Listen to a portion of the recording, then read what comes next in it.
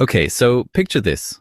You check your bank account on a random Tuesday, and it's not empty, it's not scary, it's just fine.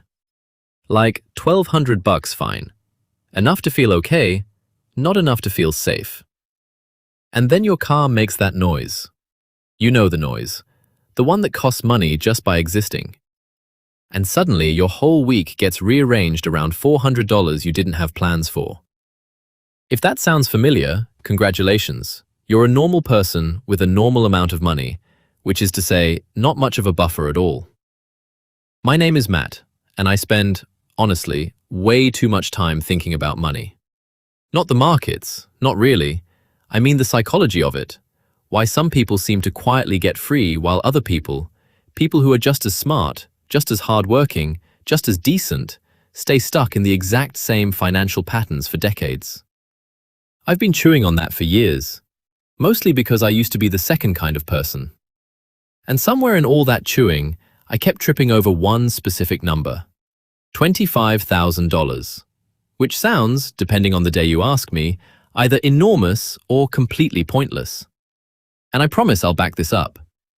25 grand does not make you rich. It's not a flex number. Nobody's buying a boat with it. But it does something stranger and, honestly, more useful than getting rich. It reorganizes you.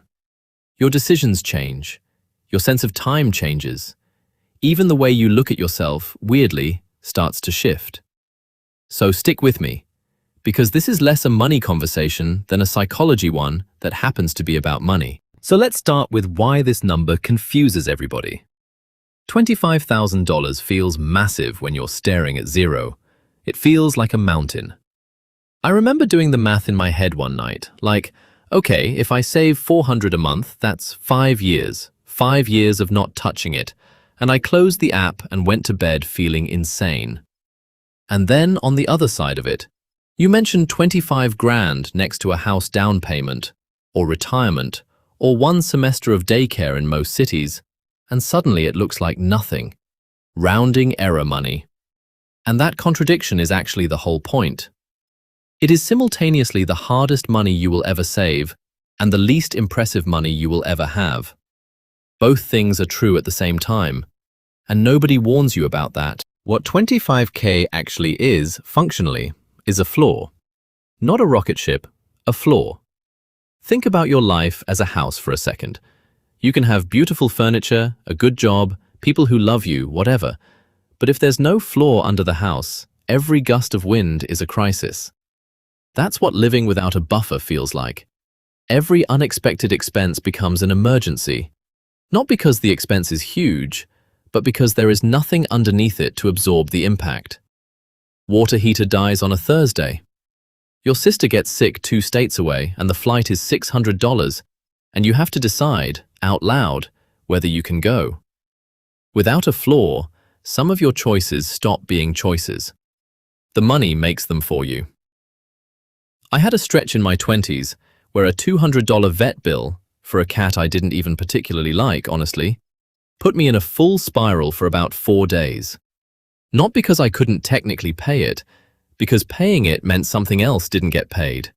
And then that thing didn't get paid. And that domino line is what actually wrecks you. Once there's a real buffer under you, a car repair is just a car repair, not a personality crisis. That one shift is worth more than the number itself. And here's the expensive part nobody talks about. Fear is not a discount. Fear is a fee. When you are financially scared, you make worse decisions, not better ones. You stay in the job you hate because leaving feels like jumping. You take the first offer instead of countering because you can't survive 3 weeks without a paycheck. You keep the insurance policy you know is overpriced because switching means a deposit you don't have this month. You skip the dentist appointment, and 11 months later that skipped appointment costs you $1,400. Being broke doesn't just cost you money in the moment. It taxes every single decision downstream of it. Once the floor exists, a lot of those decisions get, weirdly, boring. And if you've been living in survival mode, boring is a gift. Boring is the whole goal. This is also where time starts to belong to you again. When there's no buffer, every sick day feels borrowed. Every bad boss feels permanent, because leaving means falling. But money in the bank is stored time. That's honestly the best description I've ever heard of it. It's hours you already worked, sitting there, waiting for you to spend them on your own terms instead of somebody else's. $25,000 might not buy you a house. It can absolutely buy you a Tuesday where you don't answer the email that would have ruined your week. And some weeks, that Tuesday is worth more than the number on the page. There's a quieter kind of power that shows up here too, and it isn't loud, it isn't dramatic, but it changes rooms. You negotiate differently when walking away is an actual option instead of a bluff. You say no to a bad manager, a bad deal, a relationship that's been over for a year, and your voice doesn't shake, because you're not asking from a place of desperation anymore. Desperation has a smell, honestly. People can pick it up across a table, employers especially. A floor under you takes that smell away. It's not arrogance. You're just not for sale in the same way you used to be. And somewhere in all of this, your identity starts to move, which is the part that sneaks up on people. You stop thinking of yourself as somebody who's constantly surviving, and you start thinking of yourself as somebody who chooses. Small things first. Leaving a job on your own timeline instead of getting pushed out of it. Taking the slower, better decision instead of the fast, scared one. It's a strange kind of dignity, and it doesn't come from a bigger salary. It comes from having options and knowing you have them. Now, I'd be lying if I told you $25,000 fixes everything, because it doesn't. And honestly, the videos that pretend otherwise are the ones that annoy me most. It won't fix loneliness. It won't hand you discipline you've never had. It is not buying you a house in most major cities right now, not close. And it won't repair a marriage that was already coming apart for reasons that had nothing to do with money.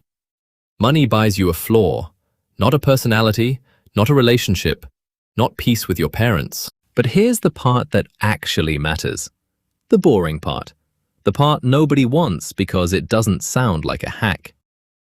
The people I know who hit this number almost never did it with a dramatic side hustle or a lucky break. They did it with automation. A transfer that leaves the checking account the same day the paycheck lands before they've had a chance to have an opinion about it. Small enough that it doesn't hurt. Boring enough that they forget it's happening. And then, when a raise shows up, they move the number up $50 and keep forgetting about it. Same amount, same day, month after month, while life happens on top of it.